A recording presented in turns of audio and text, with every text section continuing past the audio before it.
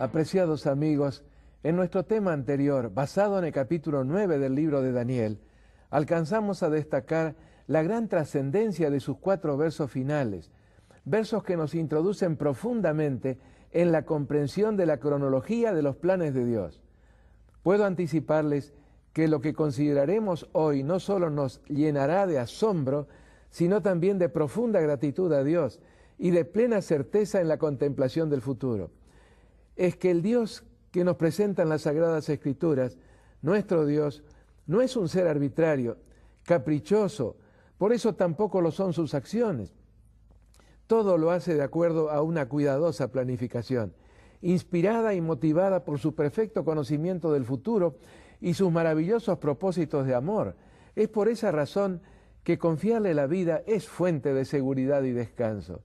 Sí, mis queridos amigos, la vida de quien acepta la conducción divina no está sujeta a constantes sobresaltos, propios del servicio a un amo o patrón voluble en sus sentimientos y errático en sus decisiones, sino una vida guiada por las providentes designios de quien nos amó desde la eternidad, al punto de permitir que su propio Hijo diera su vida por nosotros.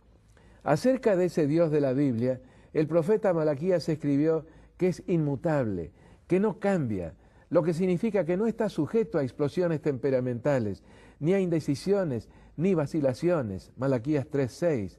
En forma aún más enfática, el apóstol Santiago lo expresó así: toda buena dádiva y todo don perfecto desciende de lo alto, del Padre de las luces, en el cual no hay mudanza ni sombra de variación. Santiago 1:17. Y San Pablo, por su parte, refiriéndose a Dios el Hijo, aseveró que Jesucristo es el mismo ayer y hoy y por los siglos. Hebreos 13:8. Esta inmutabilidad de Dios, no la de una roca fría e insensible, es fuente de poderosísimo consuelo en medio de los constantes vaivenes de la vida. Aun cuando la Biblia no lo dijera, un mensaje tal acerca de la inmutabilidad de su hacedor nos lo proporciona también la misma naturaleza. En efecto, hablamos de las leyes de la naturaleza, pero ¿qué queremos decir con ello? Que al descubrir o establecer la existencia de alguna ley, lo único que ha hecho el científico es comprobar que el Dios de la naturaleza hace las cosas en forma ordenada. No hay tal cosa como leyes del mundo natural, si es que por ella se pretendiera demostrar la existencia de principios inteligentes, productos de un accidente o del azar o de la casualidad. Aparte de Dios, las leyes que llamamos naturales sencillamente no existen. Todas ellas, sin excepción alguna, ya se trate de las que rigen la intricada mecánica celeste o los complejos fenómenos biológicos o la admirable regularidad que revela la física atómica, todas ellas son otros tantos elocuentes testimonios de la inmutabilidad de los propósitos de Dios, propósitos en los cuales la gran causa motivadora es siempre una y la misma: su gran amor por sus criaturas. Sí, mis apreciados amigos, la naturaleza es el escenario revelador del permanente interés y cuidado providente de Dios. Y lo mismo ocurre con la historia y con sus acciones visibles, los seres humanos. Así como los hombres se orientan en el tiempo mediante fechas y plazos, en su gran condescendencia, también lo hace Dios. Así, al revelar sus planes en relación con el futuro, Dios se introduce en la historia humana y con precisión nacida de su compasión, orienta y conduce las cosas para el mayor bien de sus hijos. Se equivocan quienes pretenden que en nuestra relación con Dios no puede haber informaciones objetivas, sino tan solo vivencias subjetivas propias de un encuentro personal. Sin negar estas últimas, que tienen su lugar e importancia, la Biblia nos habla de un Dios que proporciona orientación certera a sus hijos y que lo hace no solo mediante impresiones individuales, sino también con información clara y objetiva, en la que incluso pueden darse plazos y fechas claramente identificables.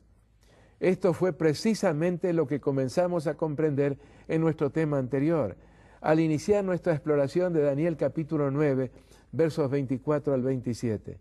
En respuesta al ruego de Daniel, en el que la pregunta acerca del cuándo requería una contestación urgente, el ángel Gabriel el más excelso de todos los seres creados, fue enviado desde el trono de Dios con las informaciones necesarias.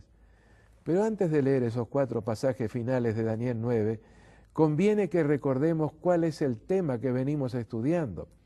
Lo que estamos tratando de establecer es el momento de la conclusión del más largo de todos los períodos proféticos, Daniel 8:14, el de las 2300 tardes y mañanas, o lo que es lo mismo, exactamente lo mismo, 2300 días proféticos completos o 2300 años literales, ya que en la profecía, ¿recuerdan?, un día equivale a un año. Ahora bien, lo que nos interesa y mucho es establecer la fecha o año de conclusión de este periodo. ¿Por qué? ¿Por qué se habría de ser el año de algo tan extraordinariamente importante para los hombres como la justificación o la vindicación o la restauración del santuario? Con esto en mente, leamos ahora esos 4 versos de contenido tan marcadamente trascendental. Me refiero a Daniel 9, 24 al 27. 70 semanas están determinadas sobre tu pueblo y sobre tu santa ciudad, para terminar la prevaricación y poner fin al pecado y expiar la iniquidad, para traer la justicia perdurable y sellar la visión y la profecía, y ungir al santo de los santos. Sabe pues y entiende que desde la salida de la orden para restaurar y edificar a Jerusalén hasta el Mesías príncipe habrá 7 semanas y 62 semanas. Se volverá a edificar la plaza y el muro en tiempos angustiosos, y después de las 62 semanas se quitará la vida al Mesías, mas no por sí, y el pueblo de un príncipe que ha de venir destruirá la ciudad y el santuario, y su fin será con inundación, y hasta el fin de la guerra durarán las devastaciones. Y por otra semana confirmará el pacto con muchos. A la mitad de la semana hará cesar el sacrificio y la ofrenda. Después, con la muchedumbre de las abominaciones, vendrá el desolador, hasta que venga la consumación y lo que está determinado se derrame sobre el consolador.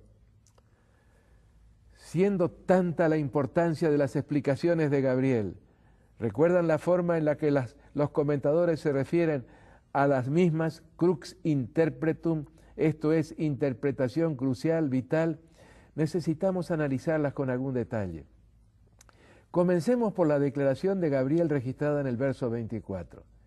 70 semanas están determinadas sobre tu pueblo y sobre tu santa ciudad, para terminar la prevaricación y poner fin al pecado y expiar la iniquidad, para traer la justicia perdurable y sellar la visión y la profecía y ungir al santo de los santos. Observemos por un momento la primera sentencia. 70 semanas están determinadas sobre tu pueblo y sobre tu santa ciudad. El lenguaje del ángel refleja extrema seriedad. Resulta claro que se trata de algo solemne, definitivo y drástico. Están determinadas. El ángel se refiere a una decisión divina ya tomada, y más allá de toda apelación, de toda reconsideración. Es como si Gabriel le hubiera dicho a Daniel: ¿tú estás interesado en saber en qué forma afectarán los 2300 años a tu pueblo? Pues bien, de esos 23 siglos, solo una porción bastante menor tiene que ver con tu pueblo, tan solo 70 semanas. Sin embargo, recuerda que se trata de tiempo profético, no de 70 semanas literales, o lo que es lo mismo 490 días literales, sino de semanas proféticas que corresponden a 490 años, porque como bien lo sabes, en el cómputo del tiempo profético, cada día equivale a un año. La historia de tu pueblo, Daniel, ha sido muy larga, casi 1400 años ya, y continuará todavía por muchos años más. Pero cuando llegue el año 457, tu pueblo, siempre inclinado a la desobediencia y a la rebeldía, deberá saber que la paciencia de Dios tiene un límite, y que como última oportunidad, Dios le estará concediendo 490 años más, ni uno más ni uno menos. Tu pueblo, querido Daniel, debe saber que si no experimenta un cambio de raíz, si no abandona su apostasía, su historia como pueblo escogido, como pueblo del pacto, llegará a su fin definitivo, y todos los enormes privilegios de los que gozó tan abundantemente a lo largo de todos estos siglos así como todas las responsabilidades que asumió frente a Dios y al mundo y que descuidara en tan abierto desafío, serán transferidas irrevocablemente a otro pueblo, el que Dios escogerá en su lugar. Así que esto es serio, Daniel, muy serio. Son 490 años, y si el cambio que tanto anhela todo el cielo no se produce, entonces, aunque no sin gran dolor, de parte de las inteligencias no caídas, tu pueblo como nación escogida de Dios será desechado definitivamente, aunque no como individuos, lo que en medio de la tragedia representa una nota de esperanza. Volvamos ahora por un momento a esta sentencia introductora. 70 semanas están determinadas sobre tu pueblo y sobre tu santa ciudad. Continúo imaginando lo que Gabriel pudo haberle dicho al profeta. Sí, algo temible habrá de ocurrirle a tu pueblo, como te lo explicaré enseguida. Y no solo a tu pueblo como nación, sino que la destrucción alcanzará también a su hermosa capital, tu santa ciudad, Jerusalén, incluyendo también a lo que le otorga santidad, su templo. ¿Lo entiendes, verdad, Daniel? Pueblo, nación, ciudad y templo, todo será destruido. Me preguntas, ¿cuándo? Lógicamente, muy poco después de terminado este plazo de 70 semanas, esta última oportunidad de 490 años. ¿Por qué no enseguida? Porque en su gran magnanimidad, escúchame bien, Dios extenderá una invitación adicional a todos los judíos para integrar el nuevo pueblo que Él va a levantar, y miles de ellos, 3.000 en un día, 5.000 en otro, la aceptarán de corazón. Luego sí, sin más demora, todo quedará en ruinas. Coincido contigo, muy amado, que todo esto es triste, tristísimo. Esta es la razón de esta severa advertencia relativa a esta última oportunidad de arrepentimiento que Dios les está otorgando y que con tanta anticipación te la estoy dando a conocer para que la consignes por escrito para conocimiento de tu pueblo. Gabriel le dijo algo más, de gran importancia, que el generoso ofrecimiento divino final, representado por las 70 semanas de años, habría de incentivarse enormemente durante los 7 años de la última de las 70 semanas. ¿En qué forma? Mediante la convergencia de 6 hechos trascendentales, sin precedentes, con los cuales comparar su magnitud. ¿Cuáles habrían de ser esos 6 cumplimientos portentosos en la semana número 70?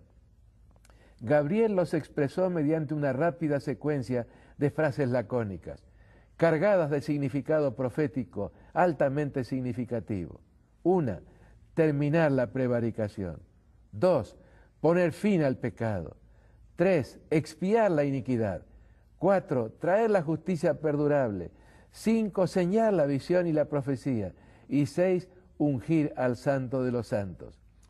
Proporcionó el mensajero angélico explicaciones adicionales de estas enigmáticas declaraciones, no en detalle, pero el hecho de que Daniel no las requiriera es clara evidencia de que le resultaron suficientemente comprensivas. ¿Y qué acerca de nosotros? Bueno, aunque tal vez no alcanzamos a descubrirles el sentido, hay algo que ya sabemos, que las 6 habrían de alcanzar sus cumplimientos durante esos 7 años de la semana número 70. En la historia, escuchen bien, entre los años 27 y 34 después de Cristo. Con esta comprensión, apenas incipiente, exploremos ahora su significado respectivo. La primera frase reza así: terminar la prevaricación, o lo que es lo mismo, poner punto final a una prolongada situación de rebelión, de apostasía, de osado incumplimiento de lo prometido. ¿Pero de parte de quién o de quiénes? De aquellos a los que Dios habría de darles esa última oportunidad de arrepentimiento y enmienda, delimitada en el tiempo por esas 70 semanas, determinadas a lo que el ángel se había referido como tu pueblo y tu santa ciudad.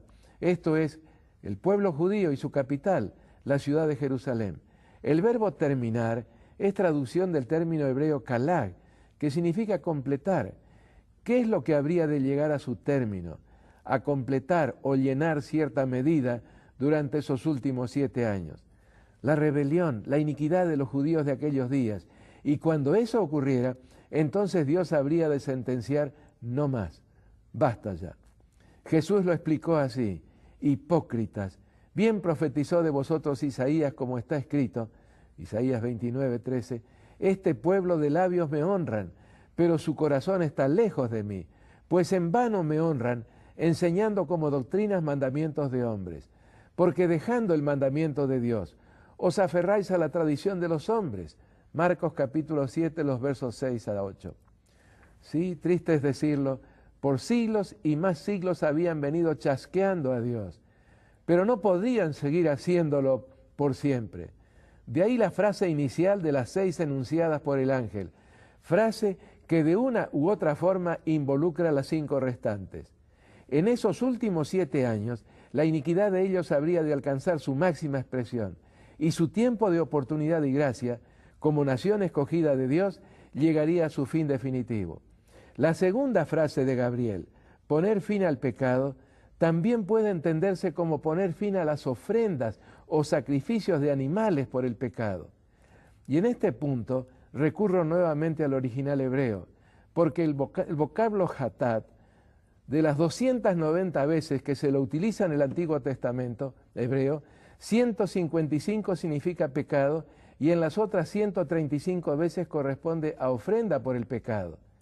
¿A qué pudo referirse Gabriel al decir poner fin al pecado?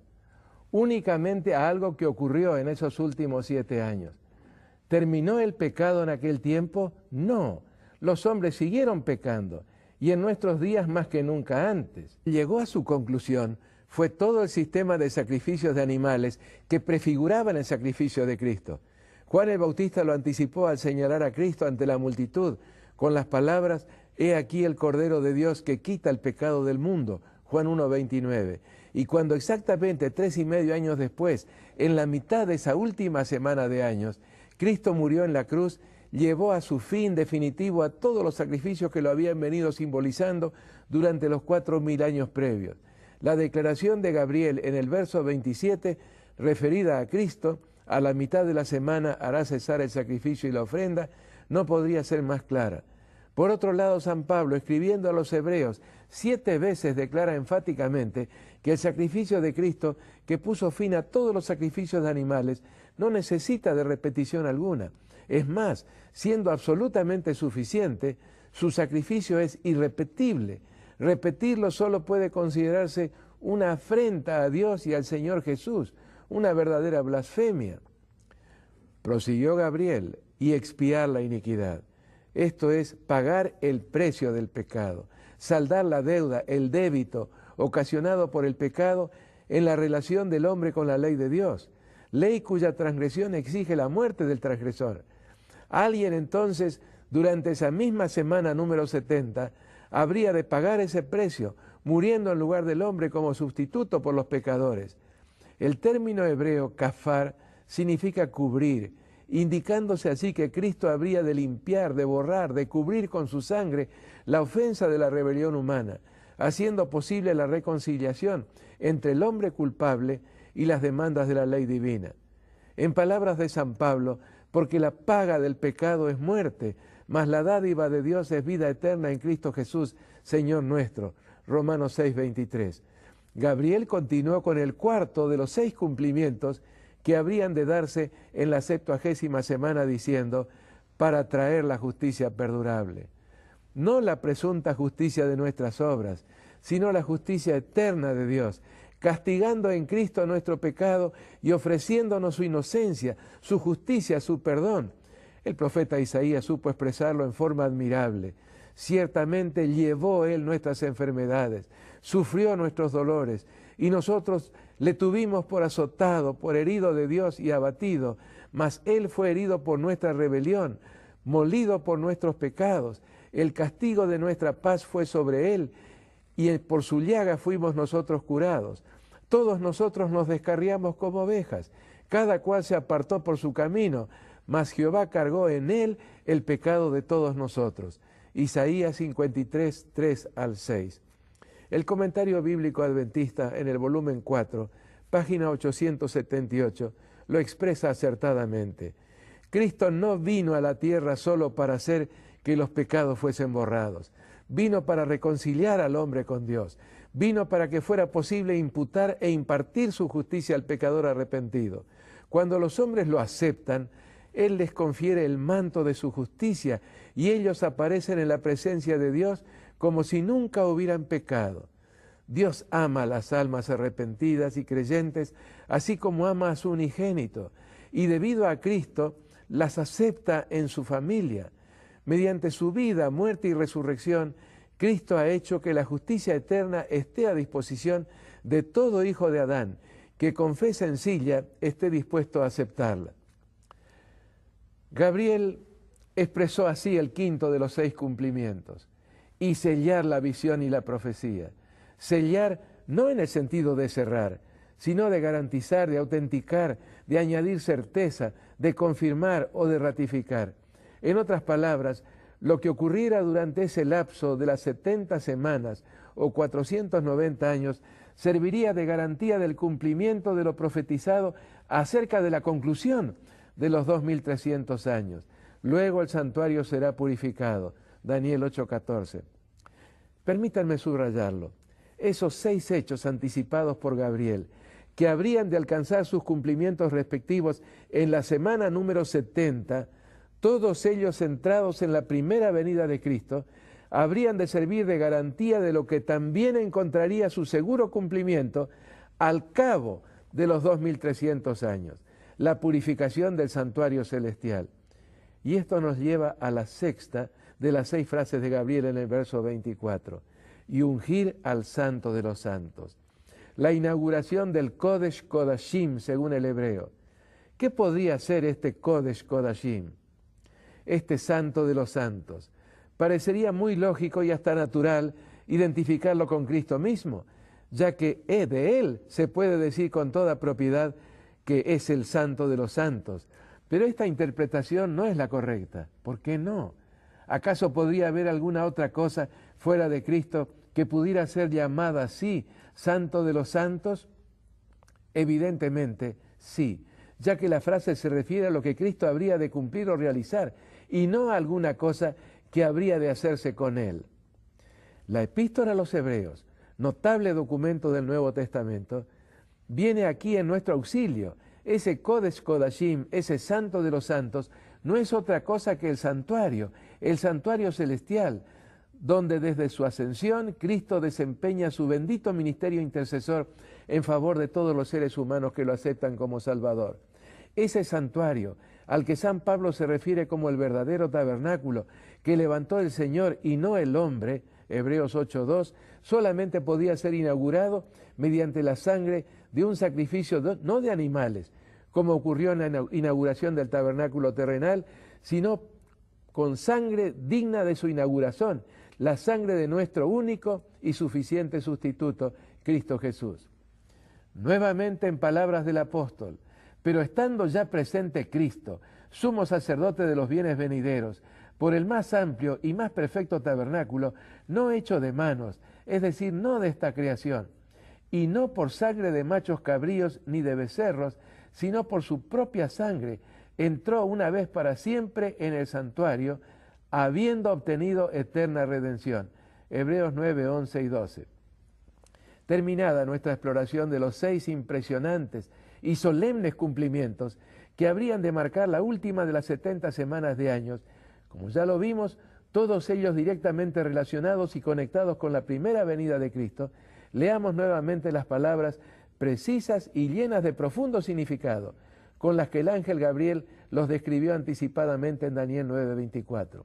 70 semanas están determinadas sobre tu pueblo y sobre tu santa ciudad, para terminar la prevaricación y poner fin al pecado y expiar la iniquidad, para traer la justicia perdurable y sellar la visión y la profecía y ungir al Santo de los Santos.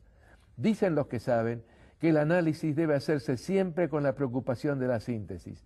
Así que concluido nuestro análisis, intentemos ahora la síntesis. Lo que estamos considerando son los capítulos 8 y 9 de Daniel, íntimamente relacionados entre sí. En el capítulo 8, la secuencia profética es rápida. Medo-Persia, el carnero bicornio, luego de 208 años de poderío, cae bajo Grecia. el macho cabrío o chivo unicornio. Domina por 163 años, hasta que el cuerno pequeño romano, el mismo del capítulo 7, toma el cetro del mundo de aquel entonces. Luego de una fase política de algunos siglos, la Roma de los Césares sorpresivamente cambia su naturaleza, transformándose en la Roma de los Césares religiosos o papas, con el mismo afán de dominio mundial. Al invadir el ámbito de lo religioso, el cuerno pequeño romano se lanza a una feroz persecución contra los verdaderos cristianos, con el objetivo de eliminarlos.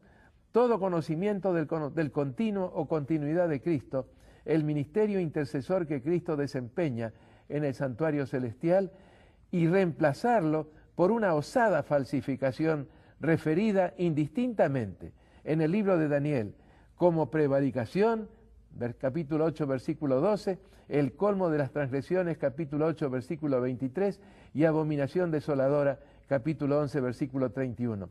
Esa penosa situación habría de extenderse durante 2300 años, cuando, en palabras de Miguel, luego el santuario será purificado. ¿Qué garantía habría de tal restauración del santuario o continuo al cabo de ese lapso tan extendido? El cumplimiento, en un lapso de 7 años, anticipado en Daniel 9:24, de 6 hechos, todos hechos relacionados con la muerte de Cristo en la cruz y la consiguiente inauguración con su sangre del santuario celestial. Apreciados amigos, aún nos resta la consideración de los 3 últimos versos del capítulo 9 de Daniel. Pueden tener la seguridad de que serán un estudio realmente interesante, más interesantísimo. Y ahora oremos. Amoroso Padre que moras en los cielos, mucho te agradecemos por la porción de las profecías del libro de Daniel que acabamos de estudiar. Pero por sobre todas las cosas, gracias por Jesús, nuestro único mediador en el santuario celestial. En su precioso nombre, en el nombre del Señor Jesús, nuestro intercesor. Amén. Que así sea. Queridos amigos, los espero en nuestra próxima presentación para seguir analizando esos 3 últimos versos de lo que es llamado crux interpretum, la interpretación crucial. Me refiero al Daniel capítulo 9, versículos 26 y 27, es decir, 25, 26 y 27. Dios los bendiga en sus vidas, en sus hogares, en su trabajo, en todas las cosas. Anhelo que realmente la paz del cielo reine en sus hogares y que por la gracia de Dios todos lleguemos allá. Amén.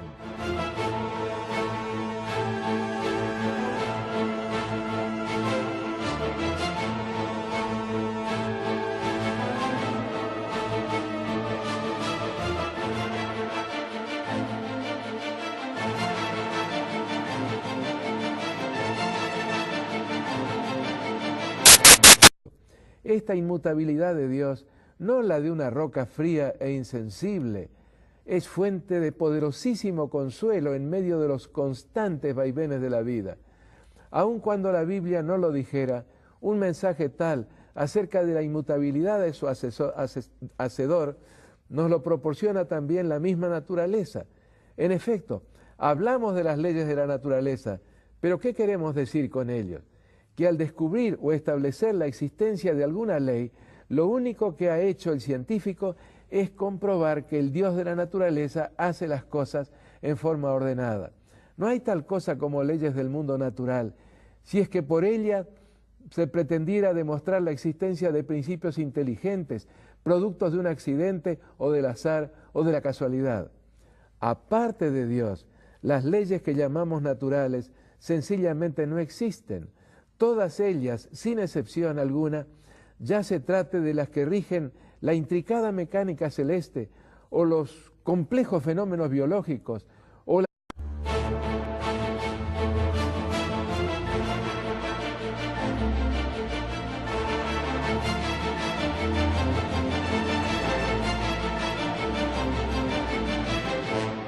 Apreciados amigos, en nuestro tema anterior, basado en el capítulo 9 del libro de Daniel, alcanzamos a destacar la gran trascendencia de sus 4 versos finales, versos que nos introducen profundamente en la comprensión de la cronología de los planes de Dios. Puedo anticiparles que lo que consideraremos hoy no solo nos llenará de asombro, sino también de profunda gratitud a Dios y de plena certeza en la contemplación del futuro. Es que el Dios que nos presentan las Sagradas Escrituras, nuestro Dios, no es un ser arbitrario, caprichoso, por eso tampoco lo son sus acciones. Todo lo hace de acuerdo a una cuidadosa planificación, inspirada y motivada por su perfecto conocimiento del futuro y sus maravillosos propósitos de amor. Es por esa razón que confiarle la vida últimas, que tienen su lugar e importancia, la Biblia nos habla de un Dios que proporciona orientación certera a sus hijos y que lo hace no solo mediante impresiones individuales, sino también con información clara y objetiva, en la que incluso pueden darse plazos y fechas claramente identificables. Esto fue precisamente lo que comenzamos a comprender en nuestro tema anterior, al iniciar nuestra exploración de Daniel capítulo 9, versos 24 al 27. En respuesta al ruego de Daniel, en el que la pregunta acerca del cuándo requería una contestación urgente, el ángel Gabriel, el más excelso de todos los seres creados, fue enviado desde el trono de Dios con las informaciones necesarias. Pero antes de leer esos 4 pasajes finales de Daniel 9, conviene que recordemos cuál es el tema que venimos estudiando. Lo que estamos tratando de establecer es el momento de la conclusión del más largo de todos los períodos proféticos, Daniel 8:14, el de las 2000, admirable regularidad que revela la física atómica. Todas ellas son otros tantos elocuentes testimonios de la inmutabilidad de los propósitos de Dios, propósitos en los cuales la gran causa motivadora es siempre una y la misma: su gran amor por sus criaturas. Sí, mis apreciados amigos, la naturaleza es el escenario revelador del permanente interés y cuidado providente de Dios.